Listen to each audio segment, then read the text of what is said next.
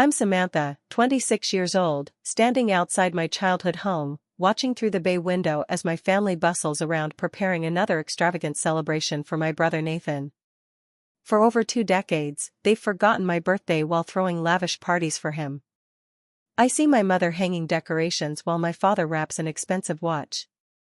The familiar ache returns, but this time it's different. In my purse is the letter from Grandma Evelyn's attorney, the culmination of a revenge plan I've been crafting for months. They have no idea what awaits them when I walk through that door. This year, everything changes.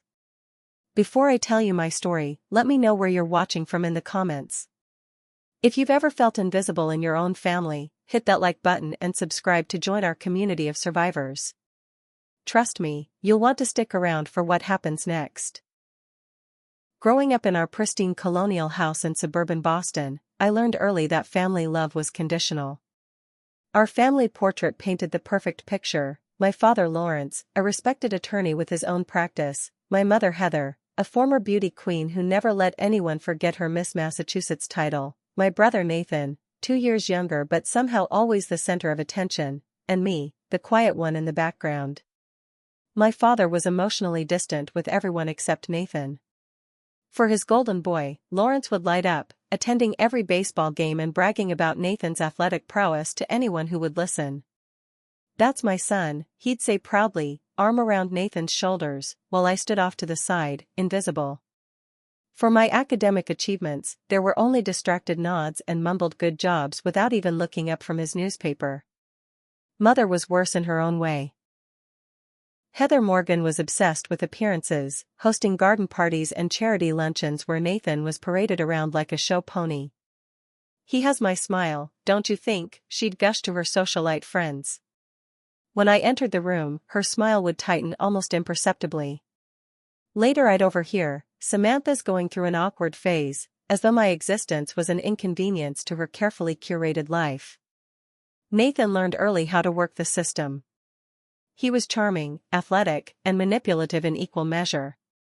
He figured out that tears would get him out of trouble and that feigning interest in our father's legal stories would earn him extra privileges. By the time he was 10, he had mastered the art of being the perfect son in our parents' presence while tormenting me when they weren't looking. "Mom only has special birthday cakes made for people she actually loves," he whispered to me once after my 9th birthday passed without celebration. "That's why you never get one. Only my grandmother Evelyn showed me genuine affection. Dad's stepmother, she lived in the guest house on our property after Grandpa died. She was the one person who seemed to see through the family's dynamics. 'You shine in your own way, Samantha,' she would tell me, her arthritic hands gently braiding my hair. Some people are too blind to see true light." The birthday pattern was established early and painfully. Nathan's birthdays were community events. For his 8th birthday, my parents rented out an entire amusement park. For his 12th, they flew 15 of his friends to Disney World. His 16th featured a brand new car with a giant red bow in the driveway. Every celebration was photographed extensively for the family albums and social media. My birthdays, in contrast, were routinely forgotten or minimized with a variety of excuses. "Oh, Samantha, with your father's big case this week, we're just swamped. Your birthday is too close to the charity gala, honey. We're all partied out. You're not really into parties anyway, right? You're so independent." I remember my 8th birthday vividly. I woke up early, heart pounding with hope that maybe this year would be different. I put on my nicest dress and carefully brushed my hair. I waited all day for someone to acknowledge it was my special day. At dinner time, my mother suddenly gasped. "Oh. It's the 17th, isn't it? Your birthday." She looked at my father with mild panic. "Larry, we forgot again." My father barely looked up from his briefcase. "There's a Hallmark store on my way to the Stevens dinner. I'll pick something up." They left me with a teenage babysitter while they attended their dinner event. Dad had stopped at a drugstore and grabbed a generic card, signing only his name. Mother hadn't even bothered to sign it.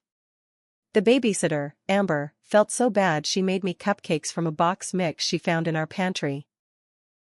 2 weeks later, Nathan turned 6. My parents threw him a carnival-themed extravaganza with rented equipment, professional entertainers, and over 50 guests. I was assigned to help run the cotton candy station. "Isn't this wonderful?" my mother said to her friends, not to me. "Nathan specifically requested a carnival this year. He's so creative." I developed coping mechanisms. I retreated into books, finding friends and characters who couldn't reject me.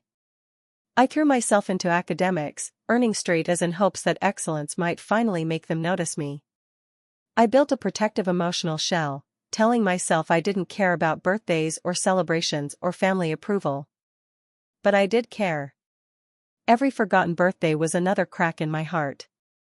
My grandmother Evelyn was my salvation during these years. She couldn't override my parents' neglect, but she made my birthdays special in small, meaningful ways. She would sneak me cupcakes with a single candle. She taught me to bake, and we would make special treats together on my birthday.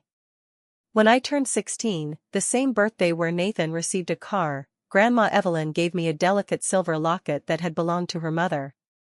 "You are seen and loved, Samantha," she whispered as she fastened it around my neck. Never forget that. College was my escape.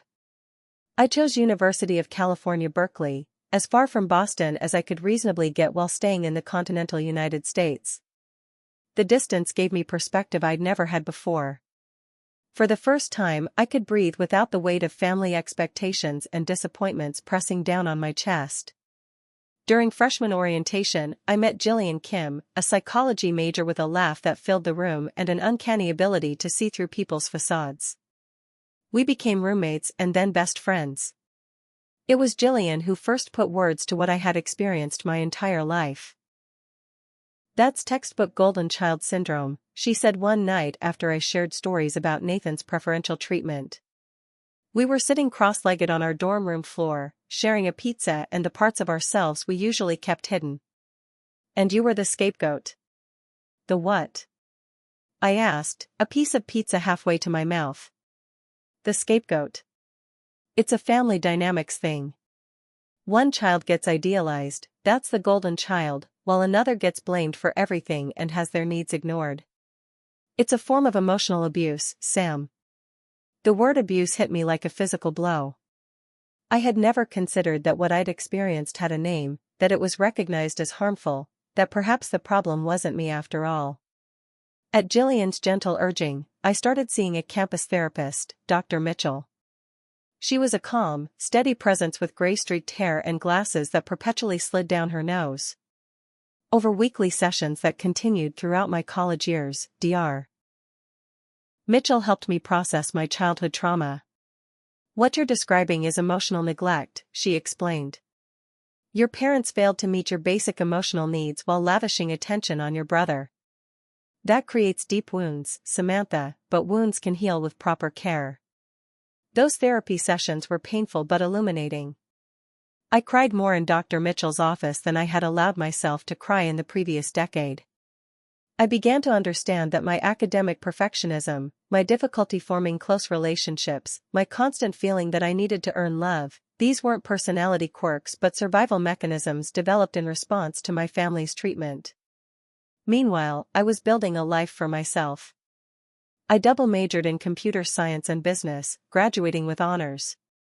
I developed genuine friendships with people who valued me for exactly who I was. I interned at tech companies each summer, building a resume and connections that had nothing to do with my family name. After graduation, I landed a prestigious job at a tech company in San Francisco, developing software that helped nonprofits maximize their impact. I found an apartment with a view of the Golden Gate Bridge. I adopted a cat named Pixel. I started dating, cautiously at first, then with growing confidence as I learned to recognize healthy relationships. I maintained minimal contact with my family out of a sense of obligation. Monthly phone calls with my mother, where she talked about herself and Nathan for 20 minutes before remembering to ask about my life. Birthday and Christmas cards exchanged like diplomatic communiques between hostile nations. The occasional family event where I would smile and play my assigned role before escaping back to my real life in California. Then came the call that changed everything. It was a Tuesday evening in March. I was working late, finalizing a project, when my phone lit up with my mother's number. "Samantha," she said, her voice unusually subdued. "I'm afraid I have bad news. Your grandmother passed away this morning." The world tilted on its axis. Grandma Evelyn, my anchor, my advocate, my one true family ally, was gone. I flew home the next day, numb with grief.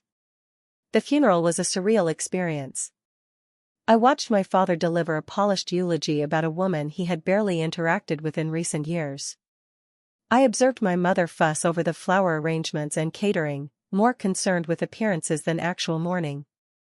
I noticed how Nathan managed to make conversations about Grandma Evelyn turn into anecdotes about himself. And through it all, I felt Grandma's absence like a physical pain. She had been my witness, the one person who saw and acknowledged the truth of our family dynamic.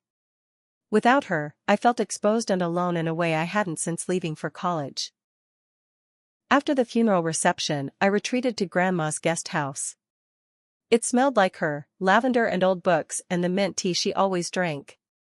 I sat in her favorite chair and finally allowed myself to break down completely, sobbing until I had no tears left.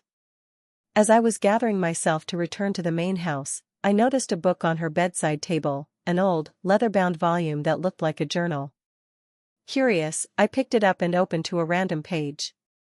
It was indeed Grandma Evelyn's diary, spanning decades. I knew I should respect her privacy, but something compelled me to read. What I found shook the foundations of everything I thought I knew about my family. The diary revealed that my father had actually been Evelyn's stepson. She had married my grandfather when Lawrence was already a teenager, explaining the emotional distance I'd always sensed between them. More shocking were entries detailing how Evelyn had repeatedly tried to intervene in how I was treated. Spoke to Lawrence again about Samantha's birthday. He dismissed my concerns, saying children don't remember such things. But she remembers. I see it in her eyes. This deliberate overlooking of one child while celebrating the other is cruel beyond words. I've tried to compensate in small ways, but it's not enough. And then, most surprising of all, hints about financial matters that made little sense to me. Changed my will again today. Lawrence assumes everything will pass to him, as it has always been in this family. He's in for a surprise.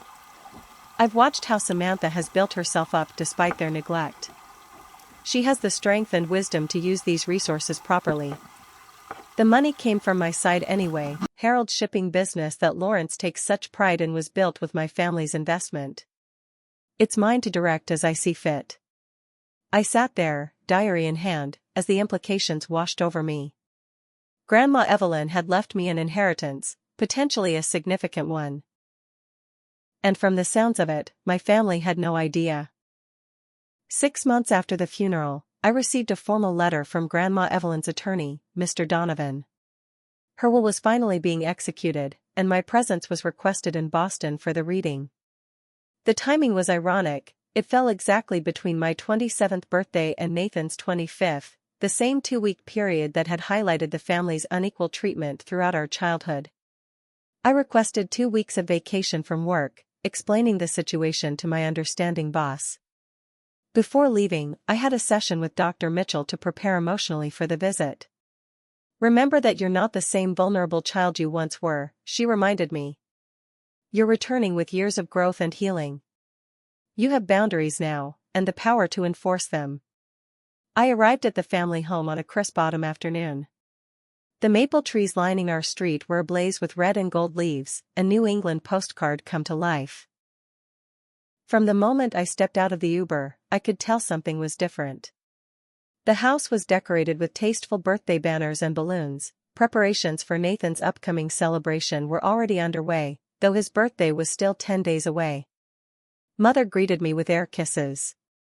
"Samantha, darling, so good of you to come. We've prepared the blue guest room for you." Not my old bedroom, I noted. That had been converted to a home gym years ago. Inside, the house smelled of cinnamon and apple, Mother's signature fall potpourri. Father was in his study, on a phone call, but emerged to give me a distracted handshake that passed for affection in our family. Nathan arrived for dinner, bringing his latest girlfriend, a willowy blonde named Ashley who looked uncomfortably similar to our mother. "The prodigal sister returns," Nathan said with his practiced charm, hugging me with cameras-ready perfection though his eyes remained cold. "Just in time for my birthday bash. We're expecting 300 people this year." "That's wonderful," I replied evenly. "My birthday is next week. Maybe we could celebrate together." An awkward silence fell over the dining room. Mother laughed nervously. "Oh, Samantha, always with the dry humor. You know how busy that week is with preparations for Nathan's party. Perhaps we could do lunch, just us girls?" Father cleared his throat. "Speaking of schedules, the will reading is set for Thursday with Donovan. I expect we all have better things to do, but apparently Evelyn insisted on this formality." I noticed the tension in his voice when he mentioned the will. Something was off. Throughout dinner, I observed my family with new awareness. Father seemed unusually preoccupied, checking his watch frequently. Mother was trying excessively hard to be nice to me, refilling my wine glass and asking superficial questions about my little job in computers. Nathan alternated between his public persona, charming, self-deprecating, and subtle digs when our parents weren't paying attention. "Still single, Sam? I guess some women are just meant for the corporate life instead of family," he whispered while Mother was in the kitchen. After dinner, I declined the offer to watch family photos from Nathan's recent vacation to the Maldives and retreated to the guest room. It was clinical and impersonal, like a high-end hotel suite. Nothing like the warm comfort of Grandma Evelyn's guest house, which stood dark and empty in the backyard. The next morning, I asked Mother if I could spend some time in Grandma's house, perhaps collect a few mementos. Her smile tightened. "We haven't really gone through her things yet. It's been difficult for your father. Perhaps after the will reading?" I pushed gently. "I won't disturb anything important. I'd just like to feel close to her." Mother relented, handing me the key with obvious reluctance. "Just don't take anything valuable until we've had it properly appraised." The guest house was exactly as I remembered, though a fine layer of dust had settled over everything. I ran my fingers along Grandma's bookshelf, smiling at her eclectic collection, mystery novels alongside philosophy texts and gardening manuals. In her bedroom, I found a photo album I'd never seen before, tucked between the mattress and box spring. The album contained photos I'd never seen, my father as a teenager, scowling beside a smiling Evelyn and my grandfather. My parents' wedding, where Grandma Evelyn stood slightly apart from the main family group. Baby photos of me that I'd never seen displayed in the main house. And most surprising of all, documents tucked into the back of the album, birth certificates and what appeared to be adoption papers. With shaking hands, I pulled out the papers and began to read. What I discovered left me breathless.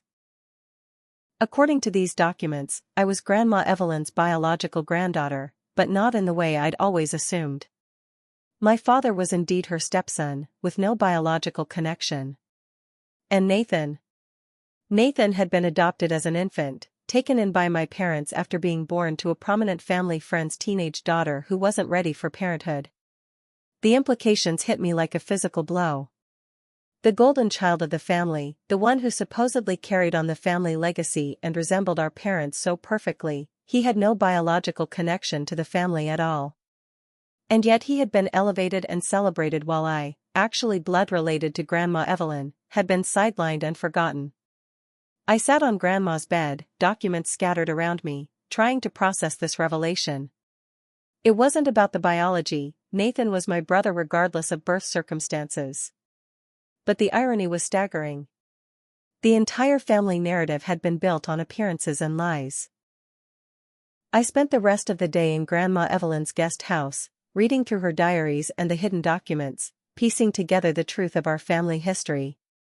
By evening, I had a clearer picture, though many questions remained.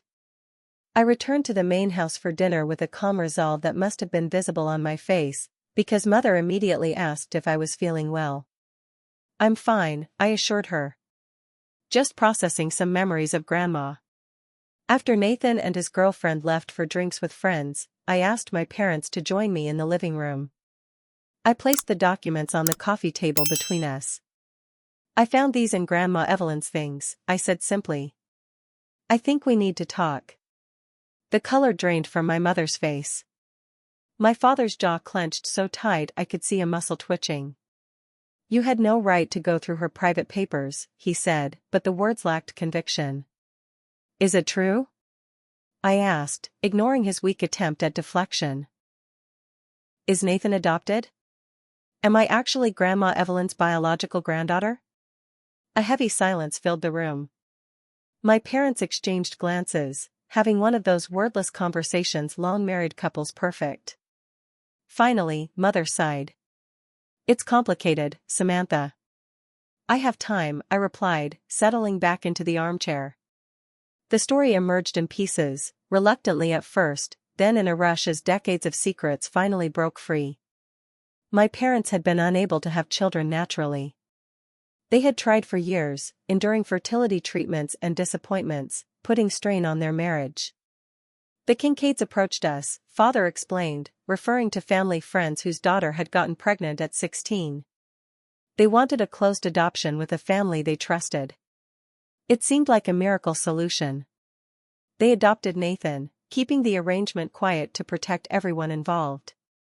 The Kincaids moved to Europe shortly after, severing connections. My parents were finally living their dream of parenthood, and Nathan became the center of their world. 3 years later, the marriage hit another rough patch. My father had an affair with a junior associate at his law firm. That woman, my biological mother, got pregnant. She wanted to pursue her legal career, not motherhood, and agreed to give up all parental rights if my father would take responsibility for the child. "I was ready to divorce your father," Mother said, eyes hard with remembered pain. But Evelyn intervened. "She insisted we take you in, said it was the right thing to do.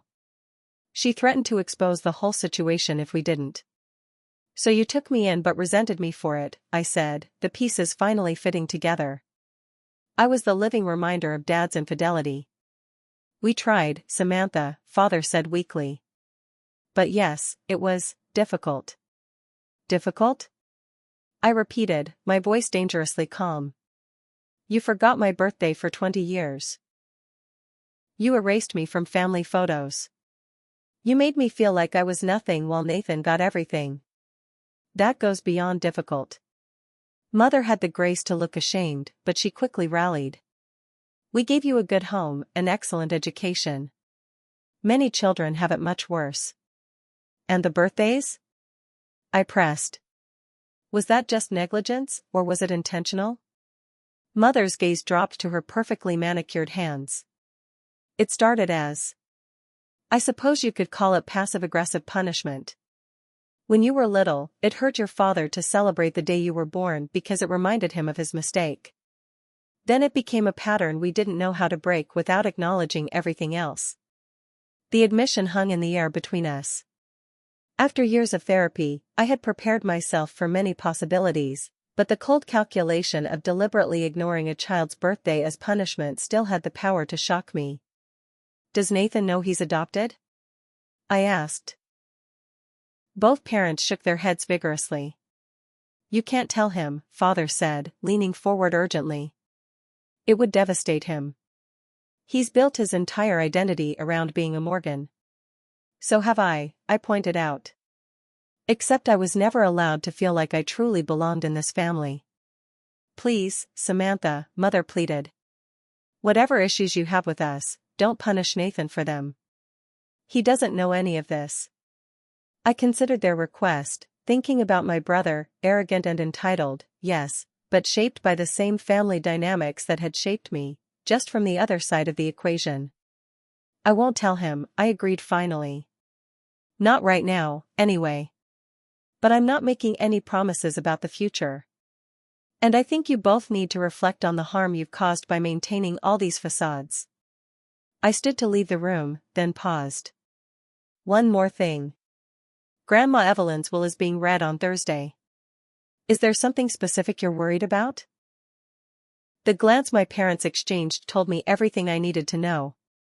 Evelyn always had unconventional ideas, father said carefully. But I'm sure she's done what's appropriate.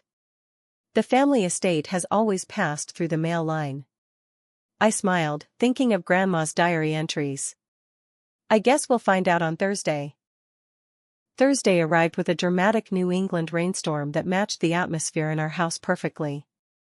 We drove to Mr. Donovan's downtown office in tense silence, raindrops pounding against the windows of Father's Mercedes like an ominous drumbeat. The law office occupied the top floor of a historic building in Boston's financial district.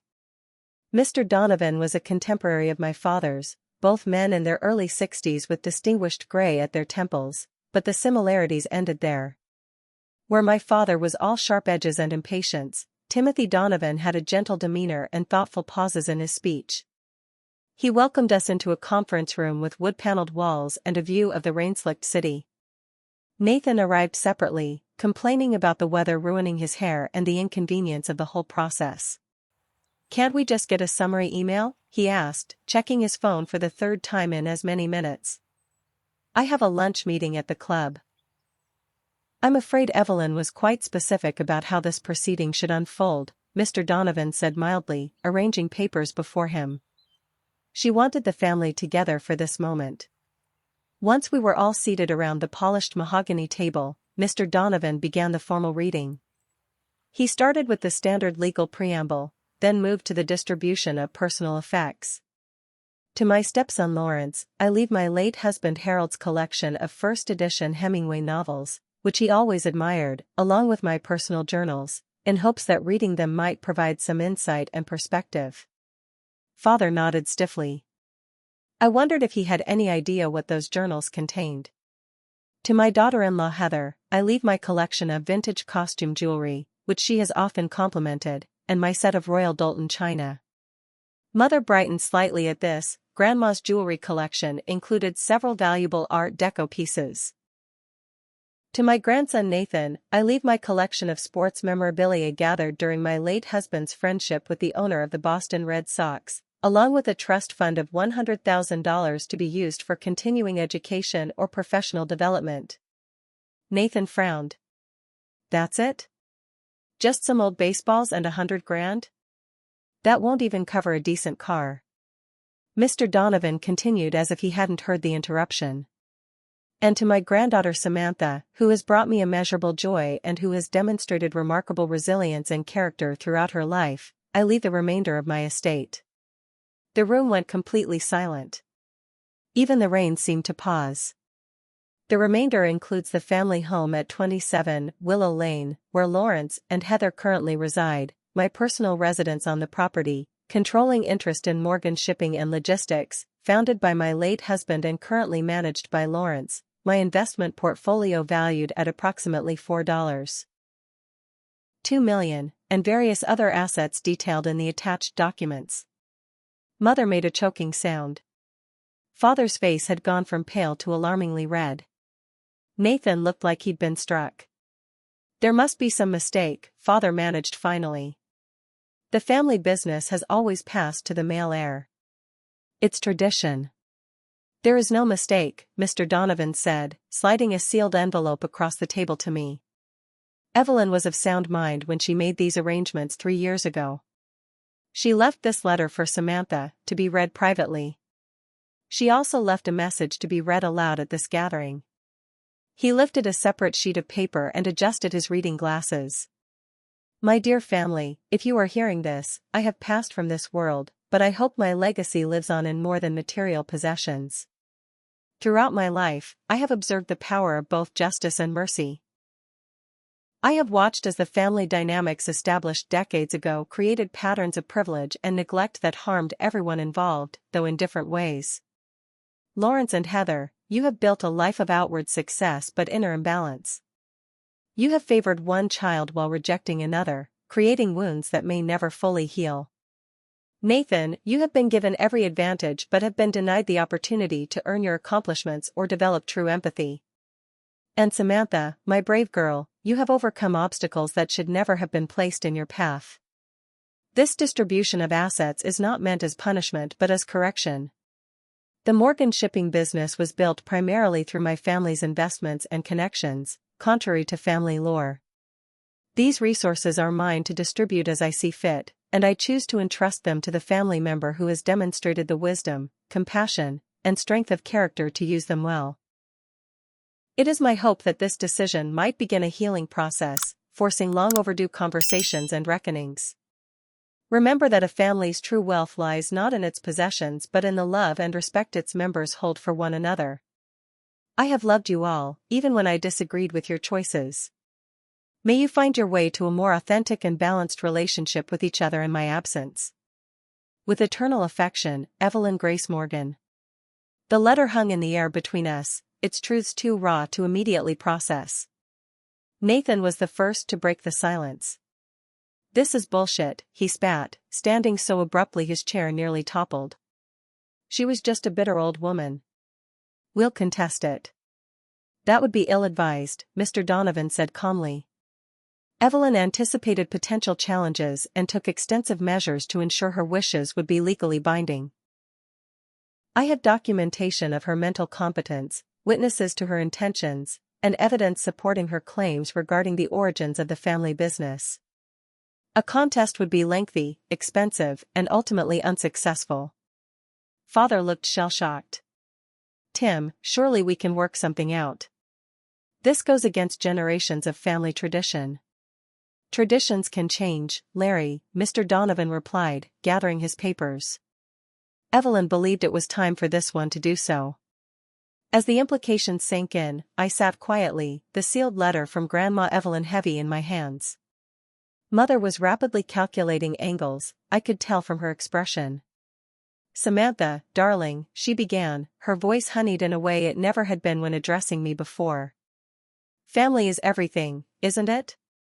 I'm sure we can come to some arrangement that honors Evelyn's wishes while keeping the family assets, in the family." "I am family," I reminded her softly. "Though that's never been very clear until now." After the formal proceedings concluded, Mr. Donovan asked if I would stay behind for a private word. My family left reluctantly, Nathan storming out while my parents exited with forced dignity, already whispering furiously to each other. Once we were alone, Mr. Donovan's professional demeanor softened slightly. "Your grandmother was an extraordinary woman, Samantha. She spoke of you often and with great pride." "You knew her well?" I asked, surprised. "We were friends for many years, beyond our professional relationship. She wanted me to tell you that the arrangements she made were not about revenge but restoration. She believed you would understand the difference." He handed me a thick folder of documents. "This contains everything you need to know about your inheritance, property deeds, business documents, investment accounts. I'm available to answer any questions and to assist with the transition of assets." "My parents and brother aren't going to accept this easily," I said. "No, they won't," he agreed. "But Evelyn prepared for that too. There's another document in there, a private letter from your grandmother detailing certain aspects of the family business that your father would prefer remain private. Nothing illegal, but certainly embarrassing if made public. She called it an insurance policy against any attempts to circumvent her wishes." I stared at the folder in my hands, feeling the weight of responsibility and power it represented. "I never expected any of this." "She knew that," Mr. Donovan said gently. "That's precisely why she trusted you with it." The days following the will reading were chaos. My parents oscillated between pleading and threatening, trying every angle to change my mind or intimidate me into relinquishing my inheritance. Nathan refused to speak to me directly, instead sending nasty text messages accusing me of manipulating Grandma Evelyn in her old age. I kept my composure, drawing on years of therapy and the growing certainty that Grandma had known exactly what she was doing. Each night, I retreated to her guest house, which now legally belonged to me, and called Jillian for moral support. "They're in complete panic mode," I told her, curled up in Grandma's reading chair. "Dad keeps saying I'll run the business into the ground. Mom is telling all her friends I had some kind of inappropriate influence over Grandma." "Of course they're panicking," Jillian replied. "Their whole power structure just collapsed. Are you okay?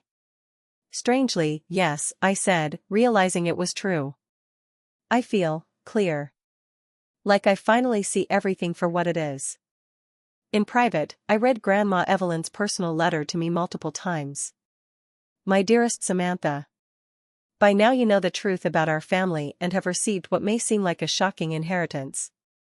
Please understand that this decision was made with great deliberation, not in haste or spite. The Morgan Shipping Company began with my family's money. My father owned a fleet of fishing vessels, and when I married Harold, he used my inheritance to transform those humble beginnings into the commercial enterprise it is today. When Harold died, Lawrence took control as though it had always been his birthright, never acknowledging the true origins of the family wealth. I've watched for decades as the patterns in this family repeated themselves. Lawrence emulated his father's emotional distance. Heather replicated her mother's social climbing and superficiality. And you, my dear girl, were caught in the crossfire of their unresolved issues and insecurities. What I leave to you is not just material wealth but the opportunity to break these patterns. You have the compassion and wisdom your father lacks. You understand the value of both justice and mercy. I trust you to make decisions that will ultimately heal rather than further divide. Remember that true power lies not in domination but in positive transformation. Use these resources wisely, not as weapons but as tools for change. With all my love and faith in you. Grandma Evelyn. The letter brought tears to my eyes each time I read it. The responsibility felt enormous, but also right somehow. I wasn't interested in revenge, that would only perpetuate the toxic family dynamic. But I was interested in accountability and change. I decided to approach the situation strategically. First, I needed to understand exactly what I had inherited. I spent days reviewing the business documents Mr. Donovan had provided, researching the company online, and speaking with the company's financial director, a woman named Emma Richardson who had worked with Grandma Evelyn for years. The company is actually in trouble, Emma explained during our confidential meeting at a cafe far from the family home.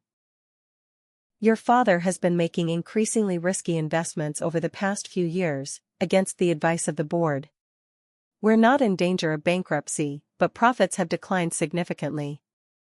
Why would he do that? I asked, reviewing the spreadsheets she'd provided. Emma hesitated.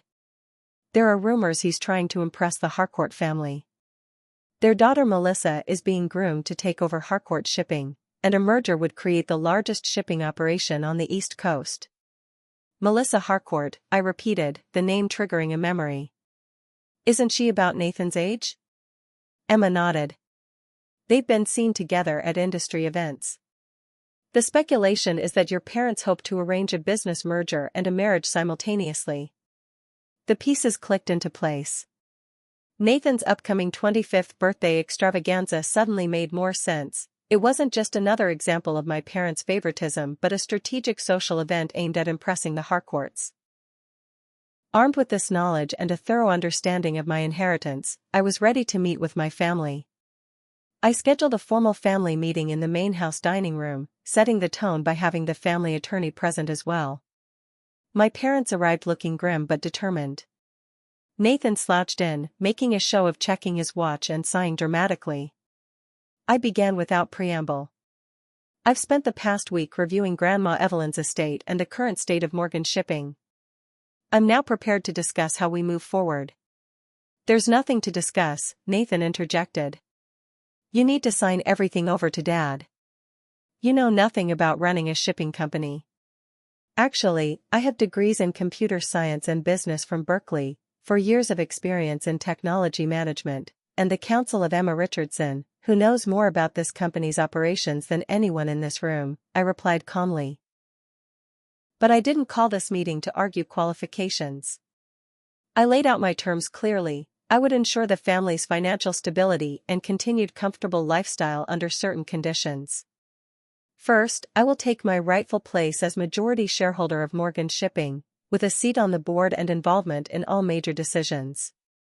I've already spoken with several board members who support modernizing our logistics systems, which is my area of expertise. My father started to protest, but I held up a hand. Second, you may continue living in this house, which now belongs to me, with a formal rental agreement at a nominal rate. This arrangement can continue indefinitely, provided we maintain a respectful relationship. Mother's relief was visible. Her greatest fear had been losing her social standing by having to move from the prestigious family home. Third, Nathan will be welcome to earn a position in the company based on his actual qualifications and performance, not family connections. No more nepotism. No more unearned privileges. Nathan's face flushed with anger. You can't be serious. I've been groomed for this company my entire life. And yet you've never actually worked there, I pointed out. You've attended parties and used the family name to open doors, but what skills do you bring to the organization? He had no answer for that. Finally, I continued, I expect a formal acknowledgement of the decades of emotional neglect I experienced in this family, including but not limited to the systematic forgetting of my birthdays while celebrating Nathan's extravagantly. And as a gesture of good faith, I expect my upcoming birthday to be properly acknowledged. This is blackmail, Father said, his voice low and dangerous. No, it's accountability, I corrected. Blackmail would be threatening to release information about your questionable business practices with the Hansen account or your attempts to manipulate the Harcourt family. This is simply setting boundaries for our future relationship. The mention of specific business dealings I shouldn't have known about made my father blanch. The room fell silent as my family processed my terms. And if we refuse? Mother asked finally. Then I will exercise my legal rights as the new owner of these properties and majority shareholder of the company. You would need to vacate this house within 30 days, and Father would be removed from his position as CEO following a board vote that I've confirmed I have the support for. It wasn't a bluff. Emma had already confirmed that several board members had concerns about my father's recent leadership and would support a change if I pushed for it. You would do that to your own family? Nathan asked, incredulous. This family has done much worse to me for 26 years, I replied, my voice steady. I'm offering a path forward that benefits everyone. But it requires acknowledgement of past wrongs and commitment to change. After hours of negotiation, arguments, and even a few tears, mostly from my mother when she realized I truly held all the legal power, my family reluctantly agreed to my terms. Whether out of self-interest or genuine remorse, they committed to making changes. As they signed the documents my attorney had prepared, I felt no triumph or vindication, only a quiet certainty that Grandma Evelyn had been right to trust me with this responsibility. This wasn't about punishing my family but about creating the possibility of something healthier for all of us. Your grandmother would be proud, my attorney whispered as he gathered the signed papers. I hoped that was true. My 27th birthday arrived on a perfect autumn day, crisp air, golden sunshine, trees ablaze with color. For the first time in my life, I woke up in my childhood home on my birthday with the expectation that it would actually be acknowledged and celebrated. I came downstairs to find my parents and Nathan seated awkwardly around the kitchen table, which had been decorated with streamers and a happy birthday banner that still had stork creases in it. A small stack of wrapped presents sat beside a bakery cake with my name written in elegant script. Happy birthday, Samantha, my mother said, her smile strained but present. She rose to pour me coffee in the special mug they'd always used for Nathan's birthday breakfasts, the one with birthday person written on it in childish font. Thank you, I replied, taking a seat at the head of the table, another first. My father cleared his throat. 27. Hard to believe how quickly time passes. We all pretended not to notice the implication that he'd missed acknowledging most of those 27 years. Breakfast was an uncomfortable affair, with my family performing the rituals of celebration with the stiffness of actors in an unfamiliar play. They sang happy birthday in off-key voices, presented me with carefully selected gifts, a designer scarf from Mother, an expensive watch from Father, and a gift card from Nathan, and reminisced about birthdays past with selective memory that omitted their consistent neglect. I accepted it all with grace, recognizing their efforts for what they were, an attempt at compliance with our agreement rather than genuine emotional connection. Still, it was more acknowledgement than I'd received in 2 decades, and that counted for something. After breakfast, I headed to the Morgan shipping offices for my first official board meeting as majority shareholder. The conference room fell silent when I entered, all eyes on the prodigal daughter who had unexpectedly inherited control. My father introduced me with forced politeness. "Gentlemen, as you know, my daughter Samantha is now the majority shareholder following my mother's passing. She'll be joining our meetings going forward." The board members, mostly men in their 50s and 60s who had worked with my father for years, regarded me with poorly concealed skepticism. Only Emma Richardson offered a genuine smile of welcome. I didn't waste time trying to win them over with pleasantries. Instead, I presented a comprehensive analysis of the company's current inefficiencies and a strategic plan for technological modernization that would cut costs by 22% within the first year. "Our logistics software is a decade out of date," I explained, walking them through slides I'd prepared. "We're losing money and market share to competitors with more streamlined operations. I've developed a transition plan that minimizes disruption while maximizing impact." By the end of my presentation, the skepticism had largely given way to grudging respect. Even my father looked surprised at the depth of my understanding and the practicality of my proposals. "Where did you learn all this?" he asked during a break, genuine curiosity breaking through his resentment. "I've been working in technology efficiency for 4 years," I reminded him. "And I spent the past week studying every aspect of this business. It's not that different from what I've been doing in San Francisco, just applied to a different industry." He nodded slowly. "Your grandmother always said you were smarter than all of us." It was the closest thing to a compliment he'd ever given me. The afternoon brought a series of meetings with department heads, tours of the facilities, and introductions to key employees.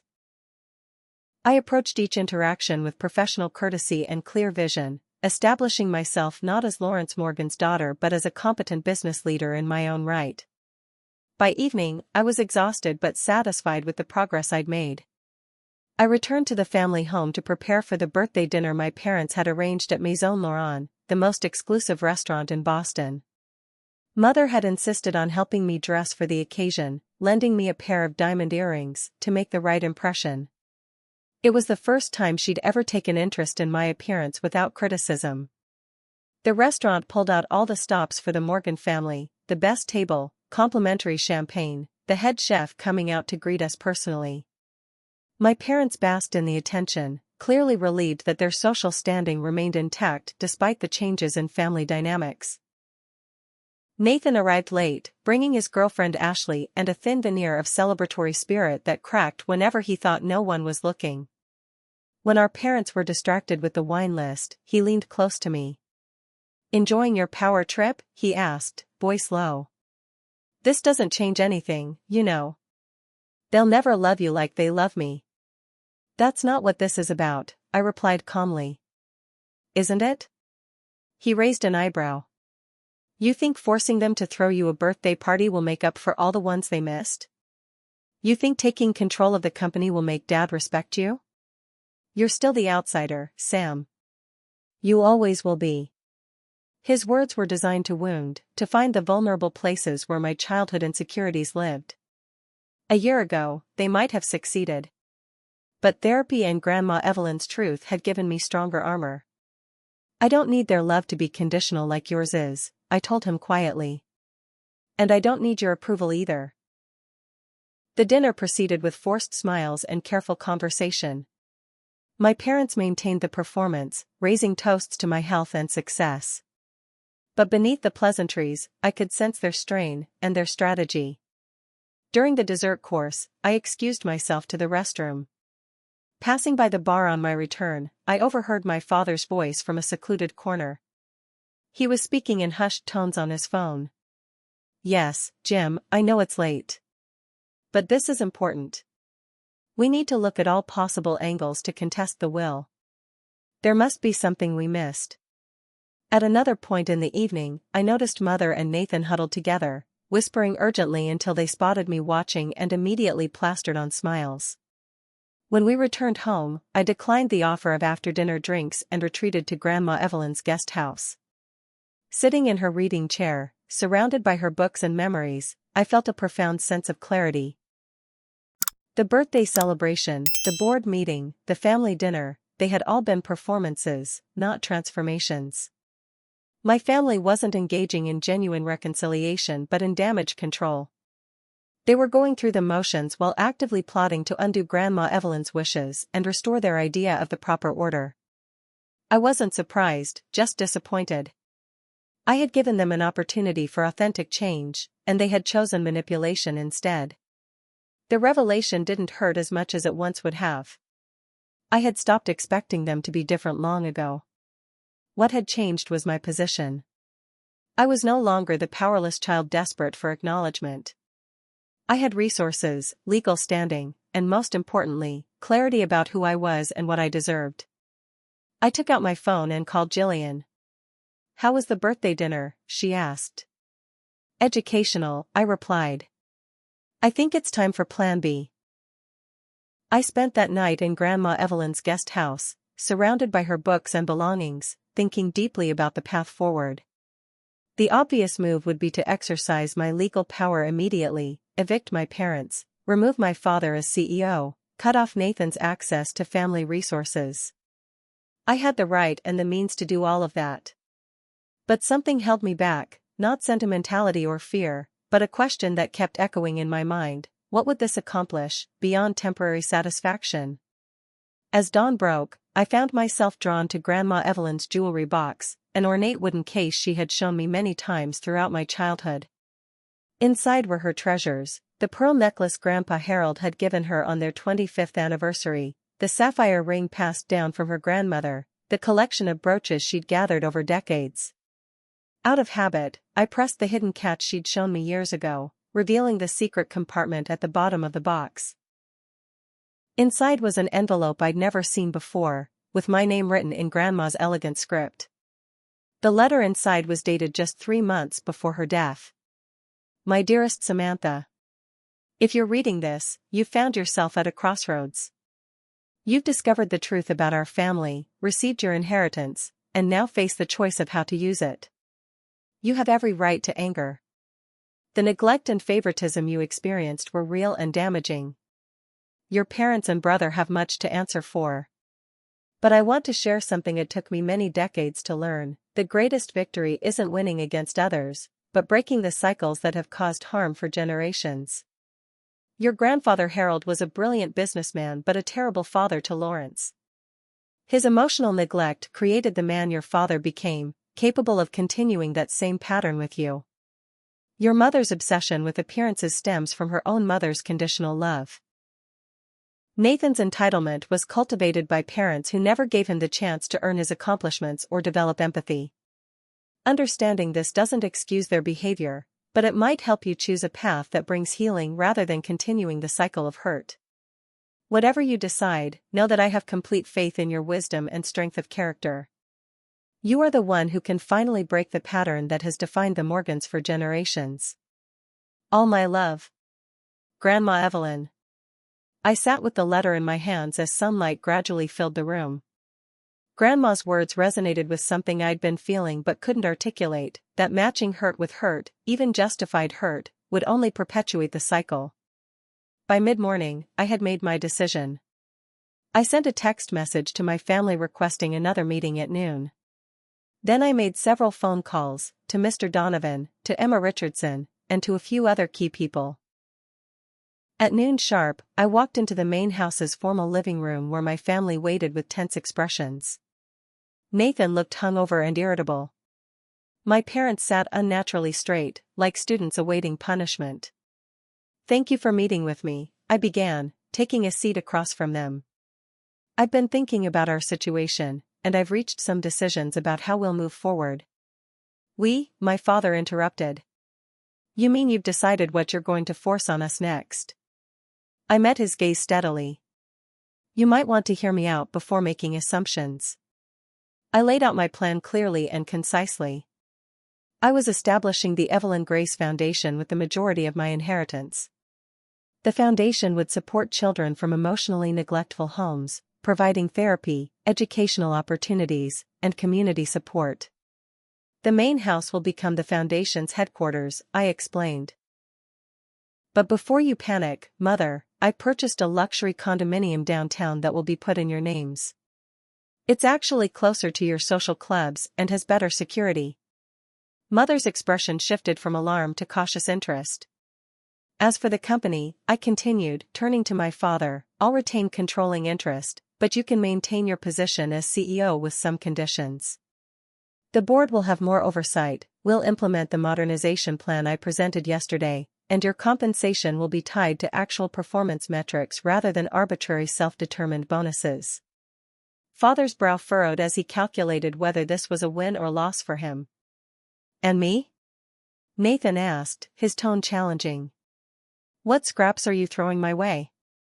You have potential, Nathan, I said honestly. But you've never had to work for anything.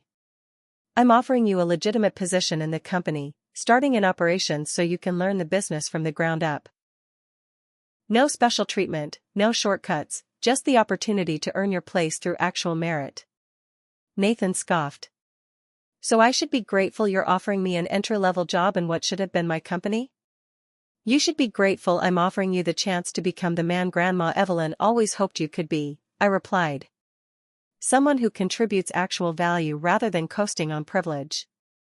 The room fell silent as my family absorbed my proposal. It wasn't what they had expected, neither complete capitulation nor vindictive punishment, but something more nuanced and ultimately more challenging. Why are you doing this? Father asked finally. You could take everything. We know you've been speaking to the board members, building support. I agreed. But that wouldn't break the cycle. It would just continue it with different players. I stood and walked to the window, looking out at the garden where Grandma Evelyn had taught me to plant flowers as a child. When I turned back, I faced my family with calm resolve. I refuse to let your inability to love me properly determine who I become, I said. And I refuse to let this inheritance become a weapon. Grandma Evelyn trusted me because she believed I could transform this family's legacy into something healing rather than harmful. Something shifted in the room, a subtle change in the emotional atmosphere. Mother's carefully composed facade cracked, and to my shock, tears began streaming down her face. You sound just like her, she whispered. What followed was the most honest conversation our family had ever had. Mother, her defenses finally down, revealed her own childhood of emotional neglect. Her mother had been even more status-obsessed than she was, measuring Heather's worth entirely by her beauty and social connections. I never knew how to be different, she admitted. I only knew one way to be a mother, and it was the way I was mothered. Father, too, gradually opened up about his complicated relationship with his stepmother Evelyn and his biological mother, who had abandoned the family when he was 8. His emotional distance wasn't just about my birth circumstances but about his own deep-seated fear of attachment and abandonment. I convinced myself that loving Nathan was safer because he came to us with no biological connection to anyone else, he confessed. There was no mother who might return to claim him one day. Even Nathan, after several false starts and defensive outbursts, eventually admitted to his own insecurities. I always knew something was off, he said. The way they put so much pressure on me to be perfect, to carry on the family name. It felt like my worth was tied to what I represented, not who I was. It wasn't a Hallmark movie moment of perfect reconciliation. There were still arguments, moments of defensiveness, old patterns reasserting themselves. But it was a beginning, the first honest exchange in a family that had been built on performances and facades. By evening, we had reached a tentative agreement. My parents would accept the new living arrangements and company structure. Nathan would try the position I'd offered, though he remained skeptical. And most importantly, we would all begin therapy, individually and eventually as a family, to address the generational patterns that had shaped us all. As they left the guest house that evening, Mother paused at the door. I don't expect you to forgive us, she said quietly. But I want you to know that I am sorry, Samantha. For all the birthdays, for all the times you needed a mother and I failed you. It wasn't everything, but it was something real, perhaps the first genuine emotional connection we'd ever shared. 1 year later, I celebrated my 28th birthday at the headquarters of the Evelyn Grace Foundation.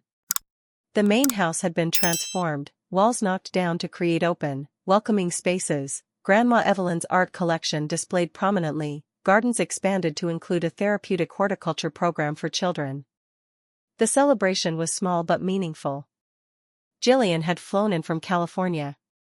Emma Richardson, who now served as both foundation board member and company COO, brought her family. Dr. Mitchell, my former therapist who had helped design the foundation's counseling programs, attended with her husband. My family was there too, by invitation. Mother had surprised everyone by volunteering regularly at the foundation, drawing on her social connections to raise funds and awareness. Father had settled into his new role at the company, finding unexpected satisfaction in collaborating rather than controlling. And Nathan, after initially quitting his operations job in frustration, had returned 3 months later with a humbler attitude, slowly earning respect through actual work rather than entitlement. Our relationships remained works in progress, fragile in some ways, strengthened in others. The weekly family therapy sessions had been painful but clarifying, bringing to light patterns and wounds that had shaped all of us. As I blew out the candles on my birthday cake, surrounded by people who valued me for exactly who I was, I made a wish not for revenge or even justice, but for continued healing, for myself, for my family, and for all the children who would find support through Grandma Evelyn's legacy. The path I'd chosen wasn't about forgetting the past or pretending the hurt hadn't happened. It was about refusing to let that hurt define the future. It was about recognizing that true power comes not from controlling others but from breaking the cycles that damage generation after generation. Standing in the garden later that evening, I looked up at the stars and thought of Grandma Evelyn. "I hope I've made you proud," I whispered. The gentle breeze that rustled through the leaves felt like her answer. What would you have done in Samantha's situation? Would you have chosen healing over revenge, or would you have made different choices? Share your thoughts in the comments below. And if this story resonated with you, please like, subscribe, and share with someone who might need to hear this message of breaking harmful family cycles. Thank you for listening to my story, and remember that your worth isn't determined by how others treat you, but by the choices you make in response to life's challenges.